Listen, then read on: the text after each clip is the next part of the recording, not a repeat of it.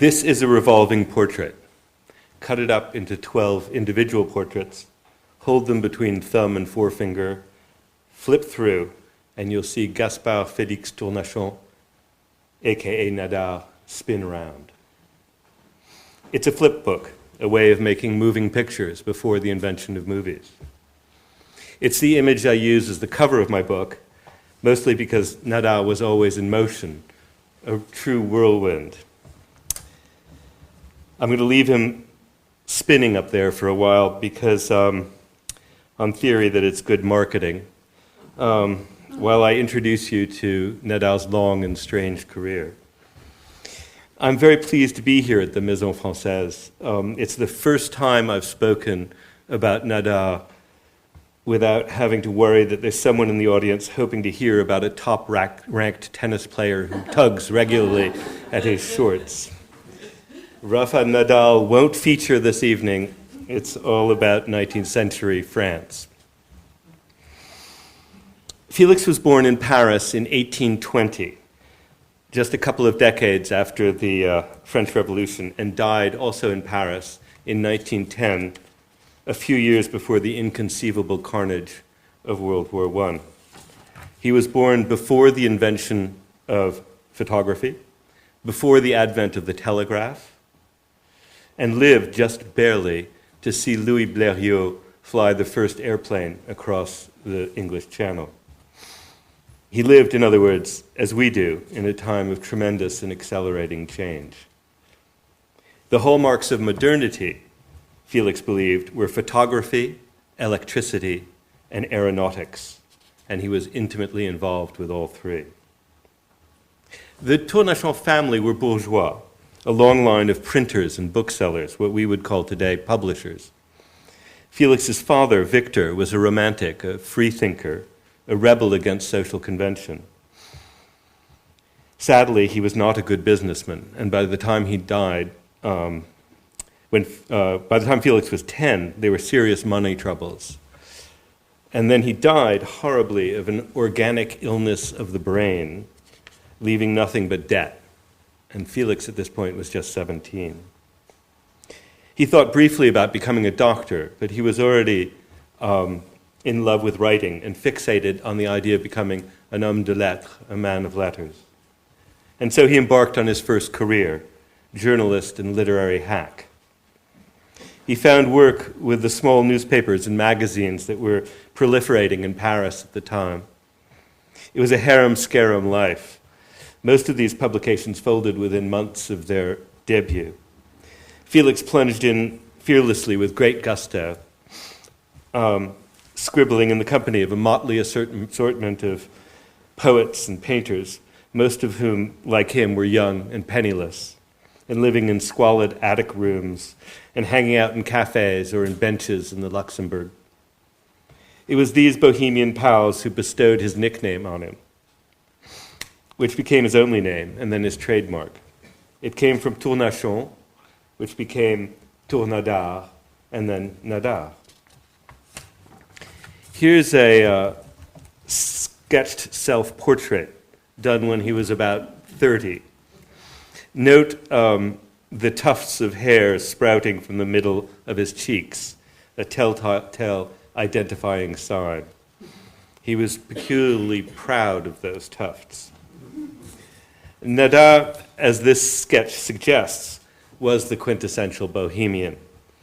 And he also had a hand in shaping our whole idea of bohemianism. His pals were the very same hungry, garret-dwelling, would-be artists made famous by Puccini's opera La Bohème, which was itself based on Henri Muguer's Scènes de la vie de Bohème, a collection of atmospheric tales about the noble suffering of impoverished artists that became a literary sensation in the mid-1850s. Murger was one of Felix's good friends. The characters and events were based on Felix and his gang, especially a notoriously wild party Felix threw in 1840 when he was just 20 and finding his feet as a writer. It was a fête champêtre, except that he held it in his cramped apartment on the Rue Montmartre. When he was in his early 40s, he presented to the world a self-portrait in the form of an extended verbal onslaught. I'm going to read you an abbreviated version of it, allowing for his relentless facetiousness and his pride in perversity. It's a weirdly accurate portrait of Felix as a young bohemian.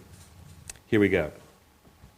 A real daredevil, always looking for tides to swim against, braving public opinion, unreconciled to any sense of order, a dabbler laughing on one side, pinching on the other, rude to the point of calling things by their name, and people too, and never having missed the opportunity to talk about rope in a house where someone has been hanged, or ought to be hanged.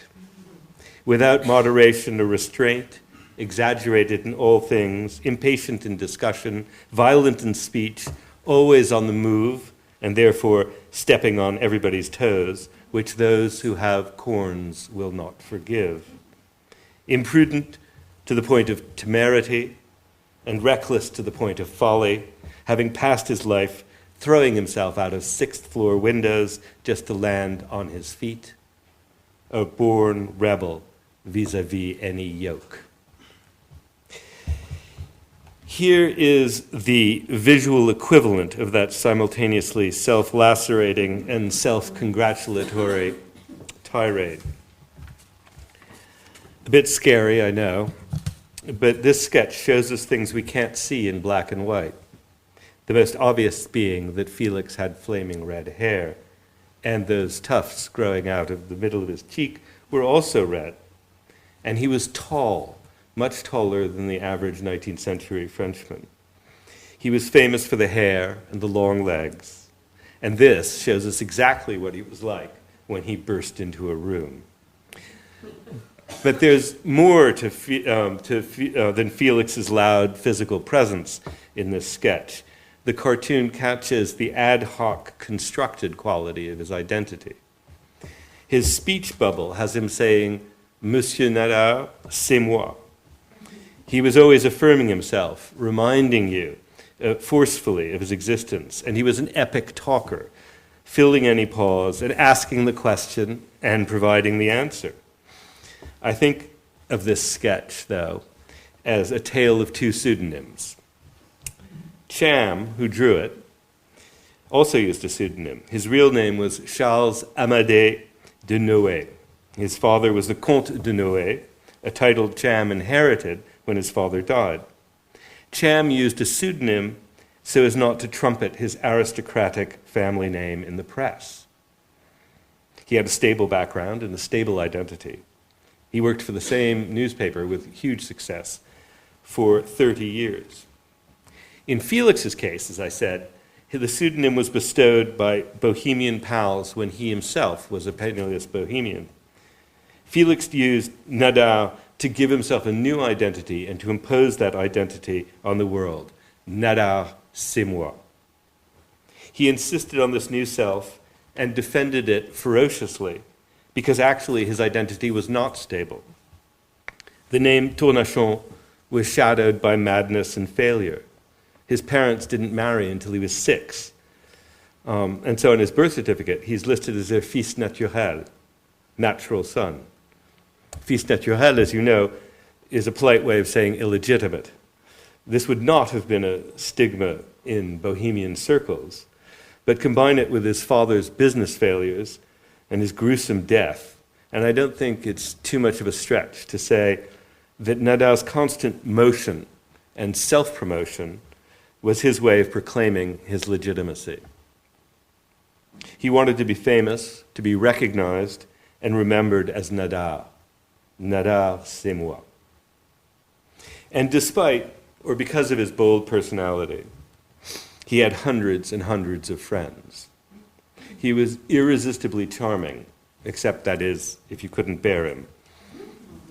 His great friend Baudelaire wrote, "Nadar is the most astonishing expression of vitality."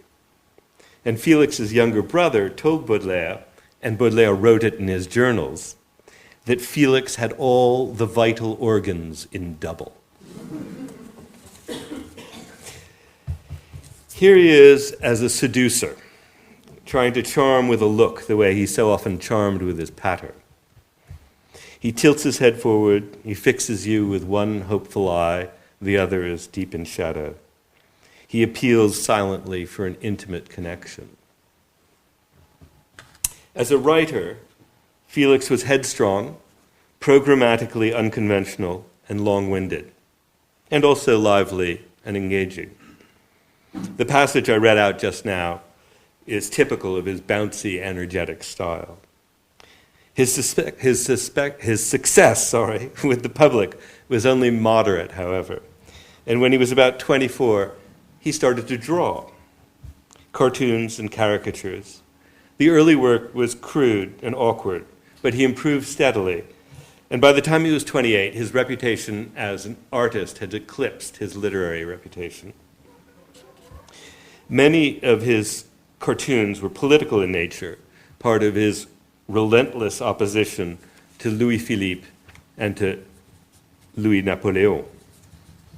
His most celebrated illustration, however, is not political. It's an expression of another of his enduring fixations, which was the urge to make a record in drawings, in words, in photographs of the eminent cultural figures of his day.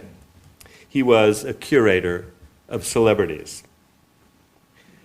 This enormous lithograph, the original was actually about that size, about a yard wide and nearly as tall, is fabulously curated collection of celebrities and would-be celebrities. They're all authors, believe it or not, novelists, poets, journalists, playwrights, 249 of them, all of them seeking admission to the pantheon of great writers. It's like they're lining up for a celebrity photo shoot. In the bottom left-hand corner, at the front of the line, is George Sand. She's portrayed as a bust on a plinth because she's already made it. She has a secure place in the pantheon. And also because caricaturing women was considered indelicate. In fact, towards the back, in the middle, there's a little shelf crowded with busts of women. Among them, Gustave Flaubert's mistress, Louise Collet. Also at the front of the line, just to the right of Sand's plinth, with a huge pale forehead, is Victor Hugo. He hadn't yet written Les Miserables, but he was already nearly as famous as Sand. This whole exercise was about the thirst for lasting fame. Theirs and Nadar's too. His not so, note the title blazoned at the top. It's the Panthéon Nadar. His not so subtle plan was to ensure that the fame of these writers would henceforth be tied up in his. Felix understood intuitively the emerging celebrity culture, the desire to be publicly known, to be visible, recognized now and in the future. Long familiar with that craving in himself, he could spot it at ease in his contemporaries. And he understood the growing appetite among the public for images of celebrities. There are actually 250 caricatures in the Panthéon Nadar. Felix put himself in there too, near the top right-hand corner. Here's a close-up. He's seated by himself, his long legs clad in stripy hose, arms on his knees, hands clasped. Note the great big staring eyes. He's looking straight at you. And he knows exactly who you are. You are posterity. It's up to you whether he will be remembered or forgotten. He's pretending, of course, that he doesn't care. He's not in the line, not queuing up to gain admission to the Pantheon. He's a still point in a whirl of literary ego. And it's just possible that he's twiddling his thumbs. That would be typical Nadar humor, a mix of arrogance and self-mockery. The year he published the Panthéon Nadar, 1854, was a crucial year in Felix's long life. It was the year he began to take photographs and the year that he married. Yes, Felix got married. The arch-bohemian who described himself as a born rebel vis-à-vis any yoke tied the knot. The bride, Ernestine Lefebvre, was half his age. He was 34. She turned 18 a month or so before the wedding. The younger daughter of a family of devout Protestants, originally from Normandy, Ernestine grew up in calm, sheltered, bourgeois comfort. What she made of her notoriously bohemian husband, a whirlwind of disruptive energy, can perhaps be inferred from this striking portrait he made of her soon after the wedding. Ernestine was not a great beauty, but you can tell from this portrait that she had plenty of character. The flared nostril and the slight squint could be signs of irritation or of a teasing, flirtatious skirmish. My guess is that the pose is ironic, compounded of love and comically exaggerated annoyance. Their marriage lasted 55 years, longevity that argues for resilience and resourcefulness on the part of both husband and wife. And yet, I do believe he married her for money. She had a considerable dowry, and he had considerable debts. Even if financial calculations nudged him in the direction of matrimony, he quickly understood that his wife would bring him more than ready assets. Tying himself to Ernestine meant giving up some of his bohemian freedoms. But once he wed, he embraced family life without hesitation. When their son Paul was born a year and a half after the wedding, he turned overnight into a doting father. Perhaps the most eloquent expression of Nadar's love for his wife is a series of photographs he took 3.5 decades after the wedding. Photos in which Ernestine, white-haired, delicate, and tender, holds a sprig of violets to her lips. 3 years earlier, she had suffered a stroke, which left her partially paralyzed. And yet the pose here is graceful and delicate, serene. She is, in this intimate moment, a beautiful woman. The philosopher Roland Barthes called the portrait one of the loveliest photographs in the world. In the same breath, he called Nadar the world's greatest photographer, for which I'm forever in debt to him. It's easy to see what appealed to Barthes. Felix shares with us the fragile but enduring goodness he saw in his wife's face. Felix's first photographic studio was the great outdoors. I don't mean that he photographed flora and fauna. In fact, he never did that. But he needed good light, and in 1854, good light came from sunlight.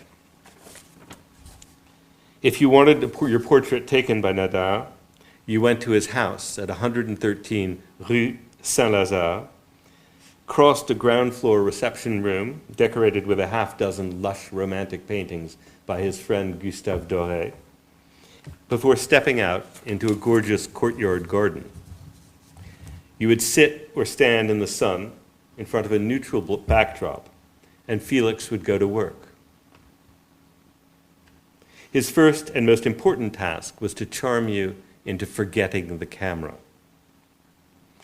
The camera was a bulky box perched on spindly legs, and when he ducked under the black cloth to peer through the lens, the contraption looked like a giant caped spider with one single dark eye staring at you, an unnerving instrument.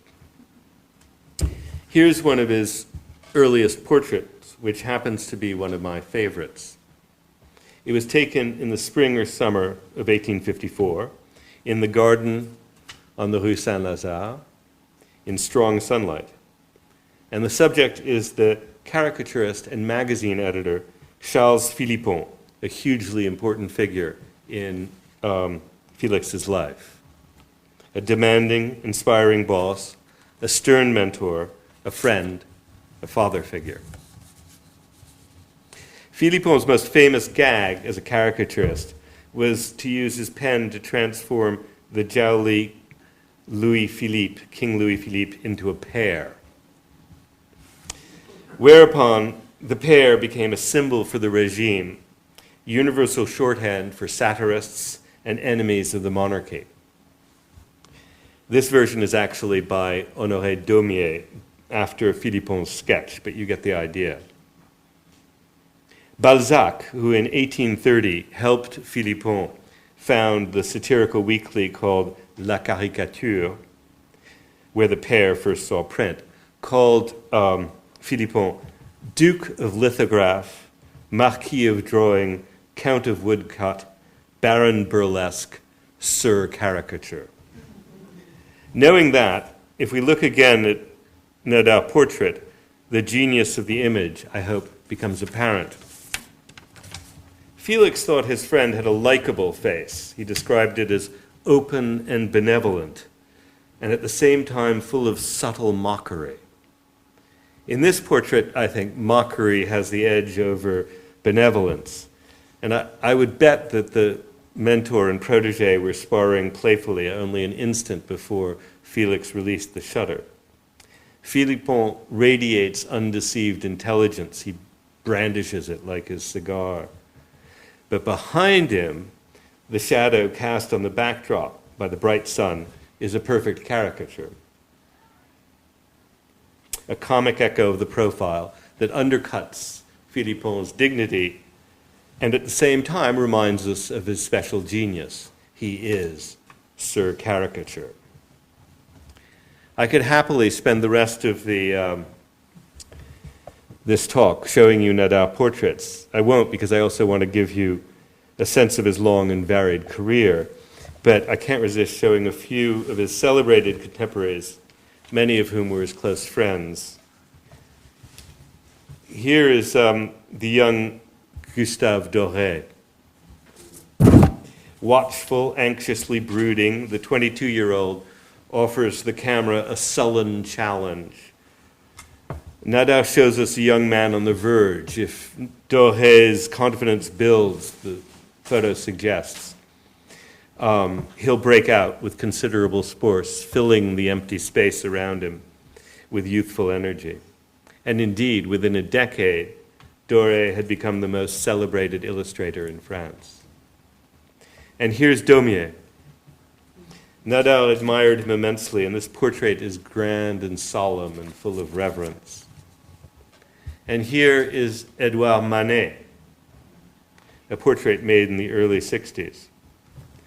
The unsettling power of his fiercely concentrated gaze is pretty dramatic, but it's that fist planted on the thigh that best conveys the sheer determination of a painter, unfazed by scandal and unlikely to compromise his artistic principles. And here's a portrait of Felix's friend and fellow Bohemian, Baudelaire. It was taken in 1855, shortly before the publication of some of the finest poems in Les Fleurs du Mal.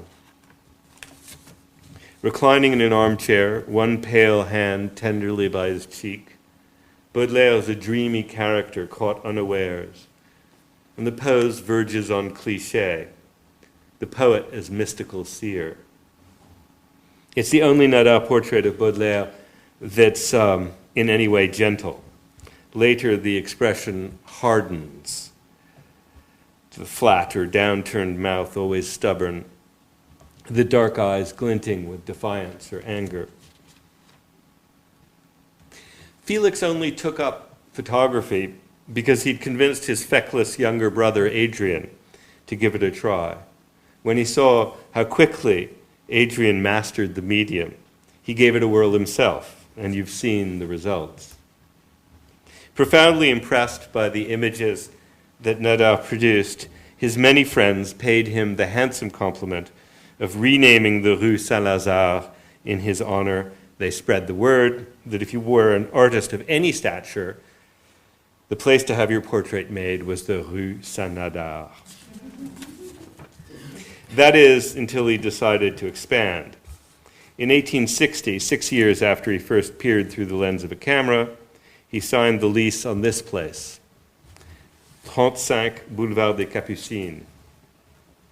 Felix added the top 2 floors there. And of course, his distinctive Nadar signature, visible here on the facade. The sign was made of red glass tubing. The letters were 10 feet high, the whole sign 50 feet long, and at night the sign was gaslit, a garish crimson beacon advertising the studio of the most famous photographer in France. Inside, the new establishment was extravagant on an unprecedented scale. Just one example. In the huge upstairs workspace, water flowed in a sheet outside of a large glass pane in the ceiling. It was then piped into the studio where it cascaded onto a boulder, cooling the room on hot summer's days. Voila, an indoor waterfall. Felix borrowed heavily to build his palatial studio, and now he had to make serious money to cover his debts. The business had to produce portraits on an industrial scale, dozens per day rather than 2 or 3. But the routine of mass production bored him. He left what he now called his idiot job to his manager and his many assistants. In other words, hired cameramen took most of the photos that came out of 35 Boulevard des Capucines. But when he was on hand, and his interest was piqued, he continued to take wonderful photographs, as he did on a day when a strikingly beautiful young actress came for a sitting. She was 20 at most, and unknown at the time, though within a few decades she would be the most famous woman in the world.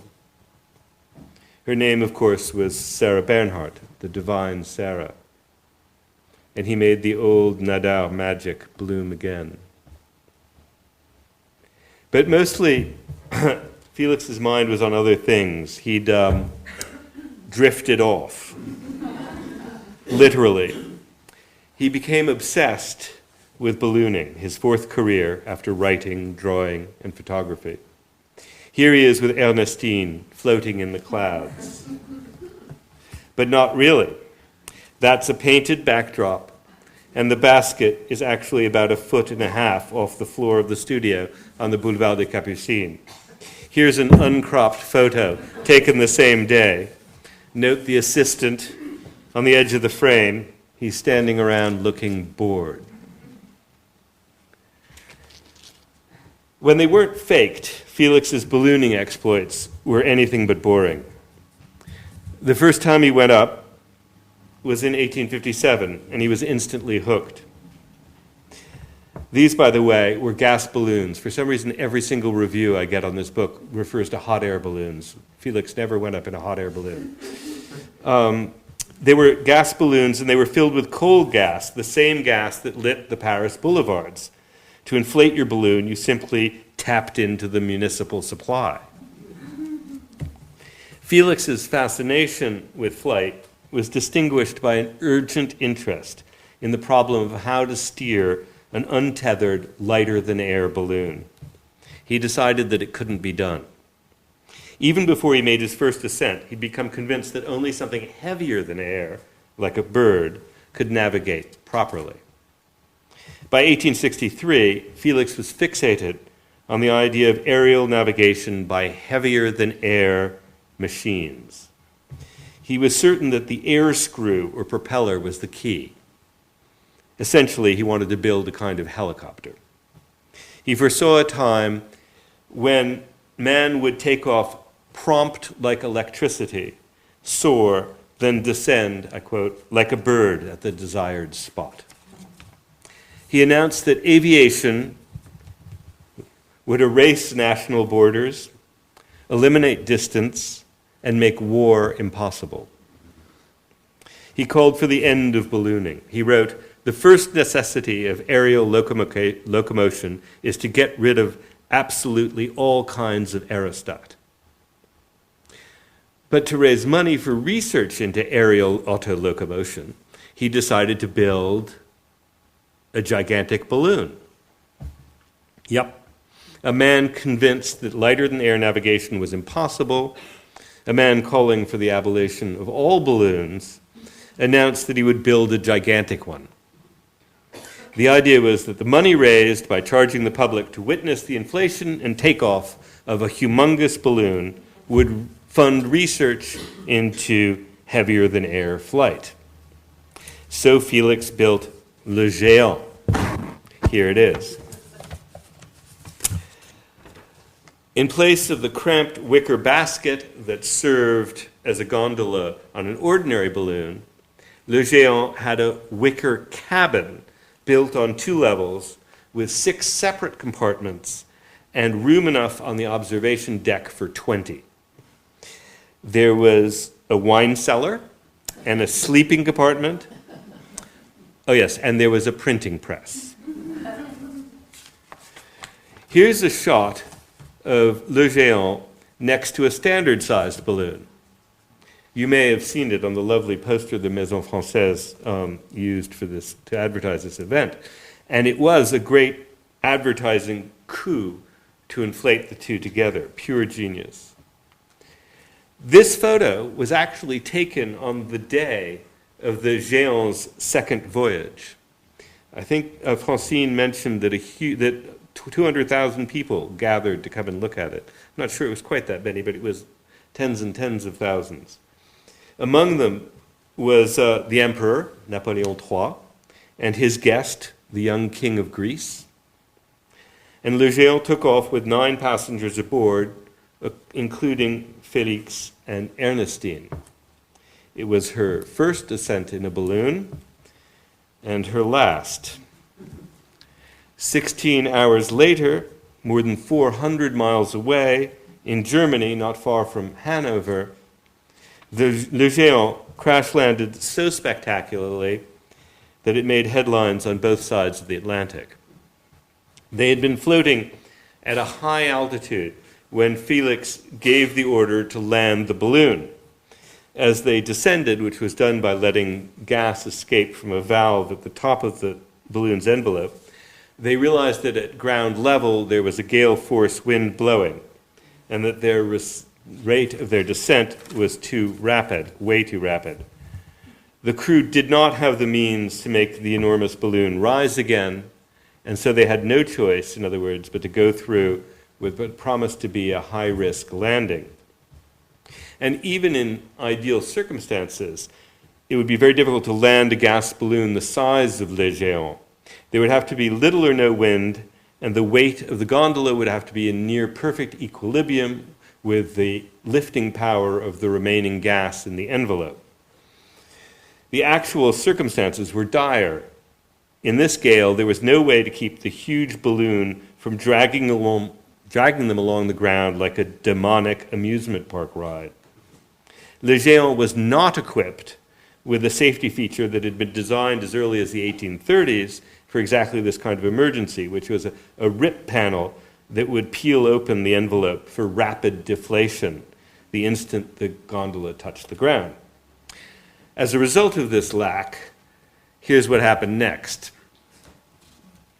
Whipped along by the wind, the partially deflated balloon dragged the gondola across the open countryside at more than 20 miles an hour, the cabin smacking into the ground and then rising up as high as 40 yards and smashing down again, the terrified passengers hanging on desperately, convinced that violent death was imminent.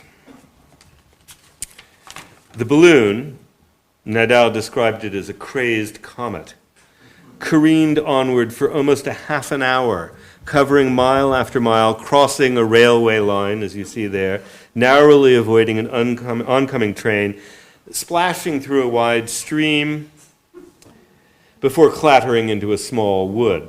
One by one, the crew and passengers were thrown clear until only Nadar and Ernestine remained, clinging to each other and to the leather grips on the wicker railing of the upper deck.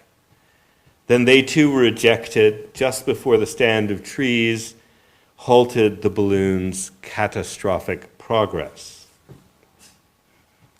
The journey that had begun with the emperor waving the balloonists on, wishing them bon voyage, ended with their plummeled bodies strewn across the German countryside, covered with blood and dirt. All the passengers had been injured. They were all very lucky to be alive. Felix was still recovering from a hairline fracture to his leg when he set about writing a memoir of the voyage, using as his frontispiece this illustration. He also wrote a monomaniacal polemic called Le droit au vol, the right to flight, which he sent to his pal Victor Hugo, who in turn wrote an open letter comparing Nadar to Voltaire and Christopher Columbus. Another friend, Jules Verne, wrote, "If the art of rising up in the air and steering through it ever becomes a practical means of locomotion, posterity, if it is just, will accord to Nadar a handsome part of the recognition." Verne was so impressed that he modeled, as Francine mentioned, a fictional hero on him. In Verne's novel De la Terre à la Lune, a poet adventurer called Ardent, that's an anagram of Nadar, volunteers to fly to the moon in a projectile launched by a cannon. The descriptions of Ardent make it plain that the novelist had studied Nadar closely, down to the chewed fingernails and the tufts of hair sprouting from the middle of his cheeks. He also made it clear that he admired Nadar immensely. Both brave men, both generous, Nadar and Ardent share an equivocal motto, quand même, which sums up their insouciant charm, their cheerful persistence in the face of adversity. Sarah Bernhardt also adopted quand même as her motto. Here's Nadar's letterhead with motto. There were, as Francine mentioned, more adventures in Nadar's life. He did take the first aerial photograph, and also, using electric light, the first subterranean photographs in the Paris catacombs and the Paris sewers. During the siege of 1870, he organized the world's first airmail service. He facilitated the first practical use of microfilm. And he successfully plotted the daring escape of the communard general Jules Bergeret after the fall of the Paris Commune. I'm afraid I don't have time to regale you with those tales of daring do. Suffice it to say that despite his adventures, he lived to the ripe old age of 90. Here's that photograph that made Brian Appleyard cry. When he died, the New York Times obituary stressed his legendary sociability, his celebrity, and his association with celebrities. The headline of the obituary was, "Famed Boulevardier Dead." In closing, I'd like to say a few words about photography, the locus of Nadar's genius. Today we produce images at a furious rate at zero cost. Snug in the pocket of every person you meet is a smartphone, its memory stuffed with snapshots of grinning faces. Each of those images is by its nature devalued, effortlessly produced, replicated, and distributed. The image can be thrown away, deleted, without a second thought. Just tap the little garbage can icon and it's gone. Here's something Nadar wrote in 1855, that's 162 years ago. "Photography is a marvelous discovery, a science that engages the most elevated intellects, an art that sharpens the wit of the wisest souls, the practical application of which lies within the capacity of the shallowest imbecile." Nadar was looking for something precious and enduring whenever he took a photograph. With each portrait, he was stubbornly determined to achieve an intimate resemblance. Thanks to him, we think we know what the most celebrated 19th century Parisians looked like. We say his subjects come to life. That's an illusion, of course. But the magic of his portraits, their sincerity, their freshness, their faith in the possibility of capturing a piercingly accurate psychological likeness, makes us forget our skepticism. We look past the sepia tint, past the old-styled hats and coats. We banish our Photoshop-inspired distrust of the authenticity of photographic images. We're tempted, when we see a Nadar portrait, to trust the spark of recognition, that instant when we come face to face with a fellow being who's alive and knowable. Thank you.